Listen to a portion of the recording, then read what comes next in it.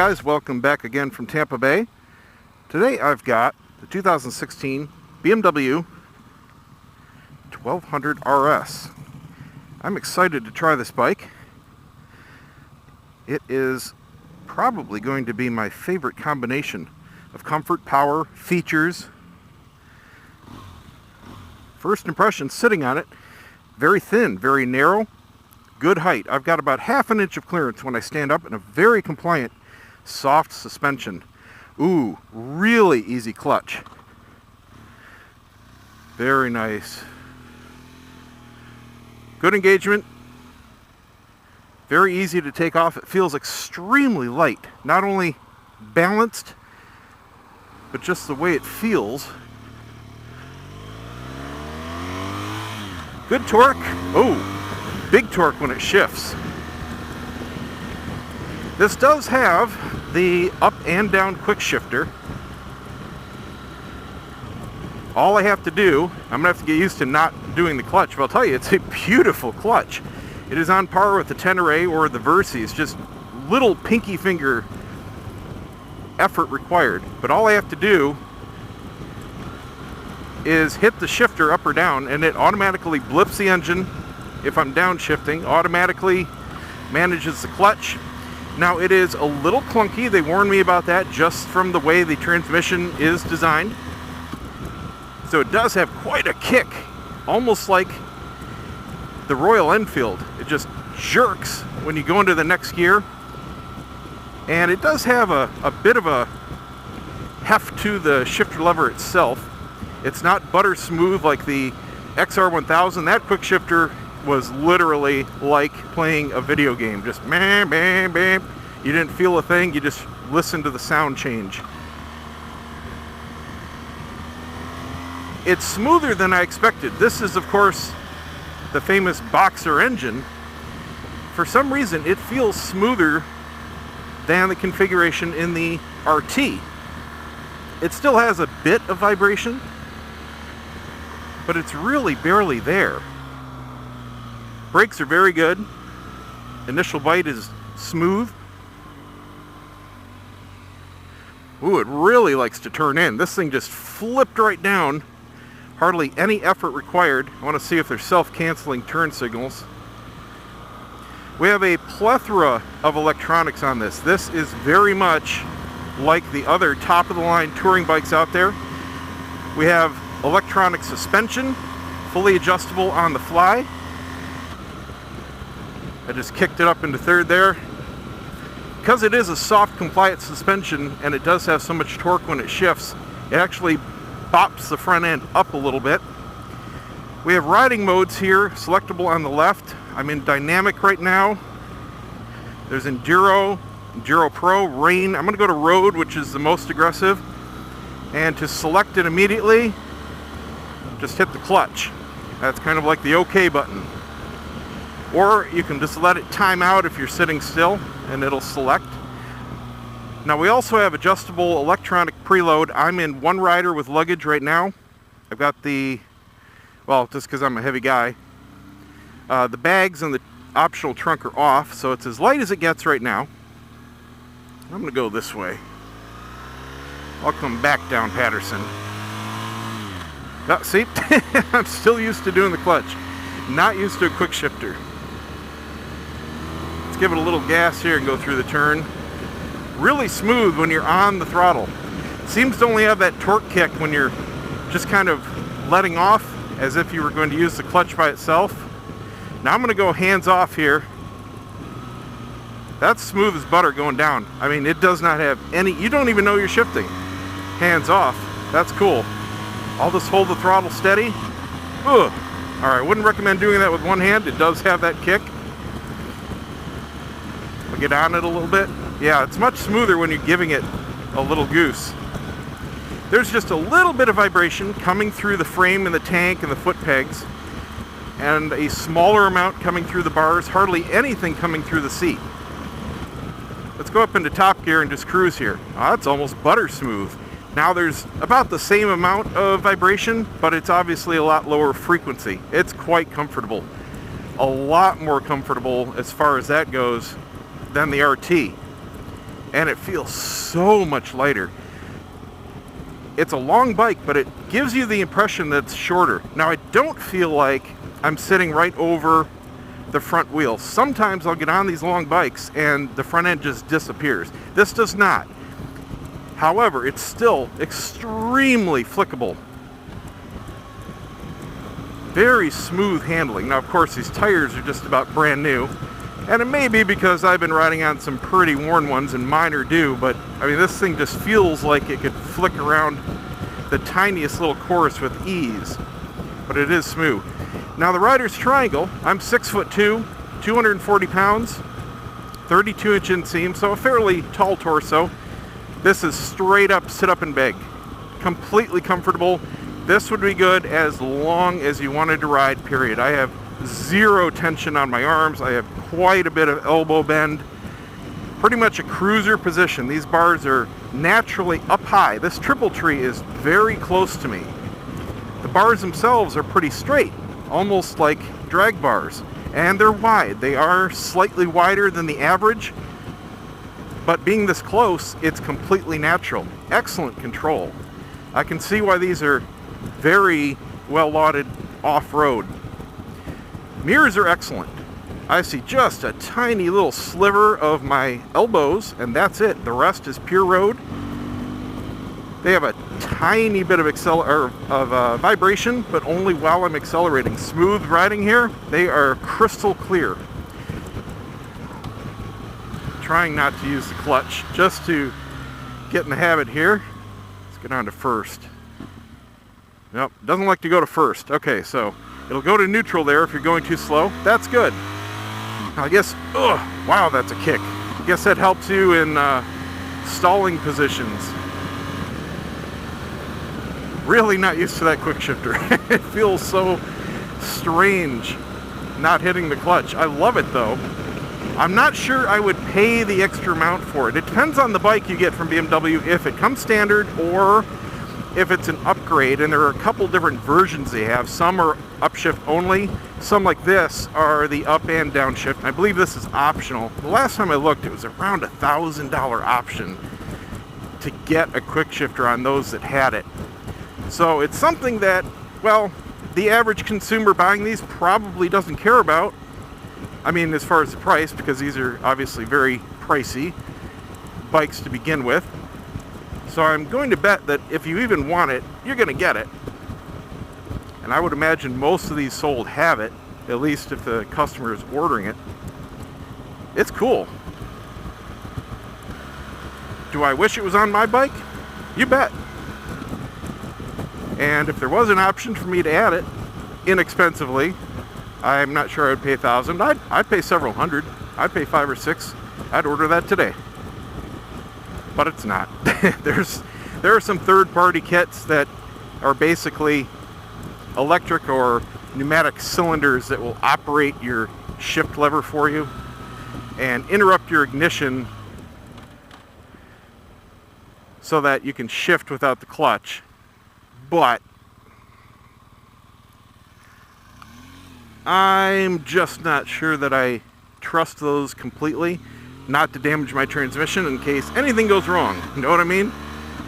And the Yamaha FJR transmission is not the most sturdiest thing in the book. At least mine in 2016 may be completely different, but the previous gens, I'm watching this turn signal. Okay, they are self-canceling. I didn't hit it that time, so that's cool. That one actually went a lot sooner than the 1600 I did, that I wasn't sure that had self-canceling or not. Love the low speed on this. I'm going to try to find a driveway, because they did say that this had the best low speed handling of any version. There's a car behind me. I know where I can turn in somewhere up here. And they said to make sure you try it out. I was telling them that when I had ridden the RT, I was stopped at a light and didn't have my feet down before I noticed it. And they said this one is even better. It really does feel amazingly small and nimble for what it is. It's not a lightweight bike, but it feels like it. I love the way it turns in. It actually pulls itself down into the corner. Some bikes you have to fight it. Some bikes you have to maintain constant counter steering to make a corner. Some are neutral. Mine happens to be neutral. This one pulls you down. This wants to turn more, and you almost have to give it anti-counter steering to maintain your line. This loves to turn. I like that. Very good wind deflection on this. It's got a small but effective windscreen. I have nothing hitting my helmet. I have a little bit of air hitting my shoulders, nothing on my chest. And I'm trying to see, I'm going to wait until I get to a straighter area here. I'm trying to see what position it's in, but you can change it just by rotating this. Okay, it's in the down position? Wow, no, it's in the middle. All right, so there's fully down. Let's lug it down here. We're at 3,000 RPM, 4, 5, 6, totally butter smooth.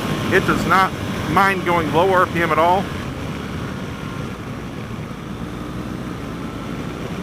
And it looks like you really have to be on the throttle even a little bit for the quick shifter to do its thing upshifting it. I was trying to shift there with it off the throttle and it didn't want to go. It just kind of sat there. So you have to be giving it a little gas, which makes sense. I mean, why would you be decelerating, engine braking, and want to upshift, right? You also have different shock rebound settings.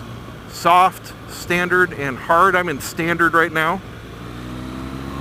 I could probably go to hard. I don't ride in hard much. You know, we don't have many roads like this. These are a couple of my favorite roads in the area that just happen to be here, but this is really all we have. So most of the time I stay in standard modes myself.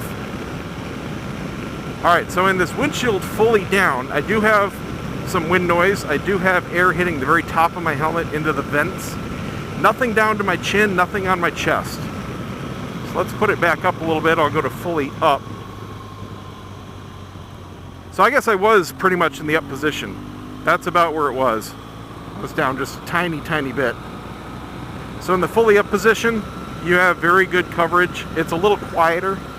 That's about the biggest difference. None of these positions are going to give you a lot of wind protection. I mean, wind allowing you to hit yourself if you're looking for a cool ride. You may have to get a shorty or take it off if it's an option, but nothing is hitting my chest in any position. So extreme hot weather, you'd probably be okay if you're like me in a mesh jacket, but just bear that in mind. It's not like a naked bike, even though it might look like it was such a small windscreen. Some you can't tell because some bikes have these windscreens and they do absolutely nothing. They're just there for looks. This one is very effective. I was seeing if it had the little air deflectors like the 1600. Man, those things were awesome. Those just pour the air onto your chest. I wish every bike had those. Riding here in Florida. Using the downshifter here to go through the turns, very smooth. Kick it up in the RPM range here. It has such a plush suspension that it feels like it's going to wheelie, just giving it a little throttle rolling on here. I don't know if you guys can see the tack. It's hidden for me. I can see the lower numbers, but I've got that mount for the optional GPS covering the top quarter of the tack. It really raises up. It does have a very off-roadish suspension on it, but it has good enough dampening. Oh, that kick is cool. It's just from the way the clutch operates. It basically pops the clutch on the upshifts for you. When you go around these corners, you can feel the rear end really hunkering down. Combination of the way the BMW suspension works and it being nice and soft and compliant. But it really feels planted, smooth. It's soaking up what little bumps around this road like I'm just gliding over them in a Cadillac. It's quite nice. Now this also has keyless ignition. I have the transponder in my pocket. You have to do absolutely nothing. You've got the button right there on the stem to start and stop. So nice little security feature there. We've got heated grips, all the goodies basically. Trip computer. It has traction control. It has cruise control. Everything you would expect on a modern ride-by-wire bike. You've got these nice hand guards here. Obviously protection against rain, wind, rocks, twigs, going through branches, things like that.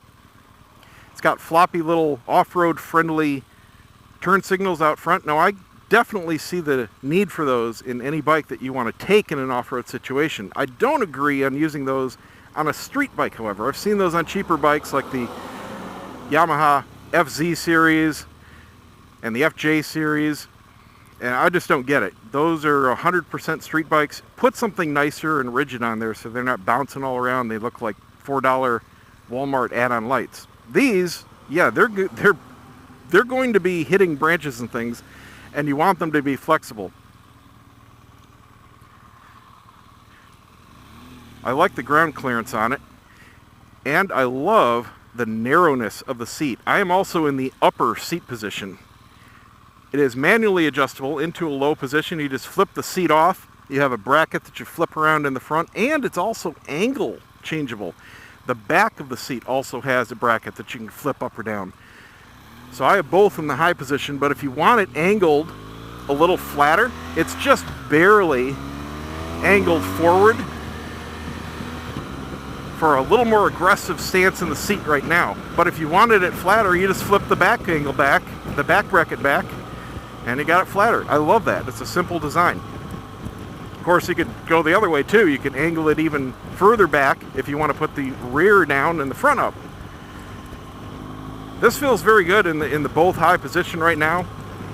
The seat itself is extremely comfortable. This is one of the very few seats that you do not have to replace right out of the box.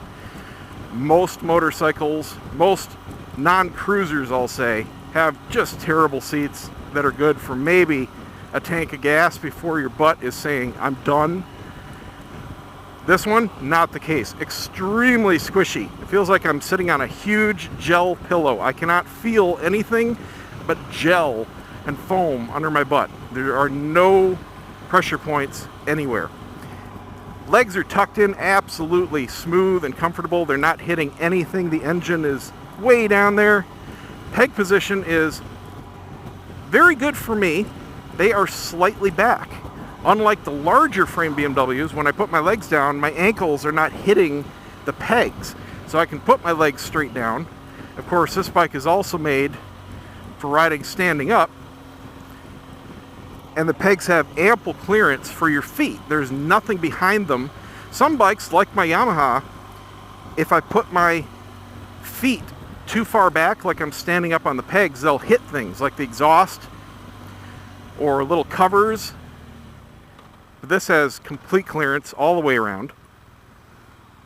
And it's made for riding standing up and off-road riding. Looks like there's a power plug using a small size socket right there on the dash. It's not your standard cigarette type size right here. So you would need a adapter if you're going to use that for something. I would imagine it's a BMW size. Let me try standing up here. Very comfortable. My legs are fully up. The bars are working very well. This is where the extra width comes in handy. I'm just slightly leaned over the tank, even though I've got a very tall torso. This isn't uncomfortable. With a little bend in my knees here, like I'm going over gravel or whatever, rough terrain. You could stay up as long as you wanted. It's very comfortable. That's why the bars are as high as they are. Bend in my knees is a little more than most bikes. It is a smaller, more compact riding frame than the larger touring options. But for me, I'm used to it. This is the way most bikes are. But if you're used to something where you can stretch your legs out, you're going to want to put highway pegs, get the optional crash bars, something like that. Because this is definitely not a stretch out and relax riding position. I'm not even sure where you could put highway pegs on this. If they would have to go obviously way out beyond the cylinders, but they're a boxer design and, well, they're frankly in the way. I'm sure there's something, but it's just something to note. Ugh, just caught a big old bug right in the middle of my visor. At least it didn't hit the camera. Overall, I have to agree that this is at least my favorite all-around BMW bike. I'm not a fan of sport bike riding positions as far as comfort. This thing, nothing is sticking out as in deal breaker. Nothing is saying, hey, I couldn't live with this. No way. This is just working. I absolutely love the handling. I wanted to try some low speed. Let me go in here.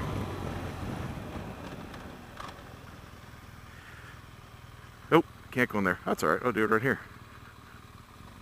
Wow. This thing is like a toy. Seriously. This is absolutely no effort. Lock to lock U-turns here. Complete control and balance. Very easy. Very easy. I will say that I would not get the quick shifter on this. I do prefer the smoother shifts of doing it myself, and this clutch is an absolute joy to operate. It is so effortless. So there you go, guys. Hope you enjoyed this. If you like these videos, just share them. That's all I ask. Thanks for watching. Don't forget to subscribe. It's hard to say that in my helmet with my cheeks being squished. Give me a thumbs up, and we'll see you next time.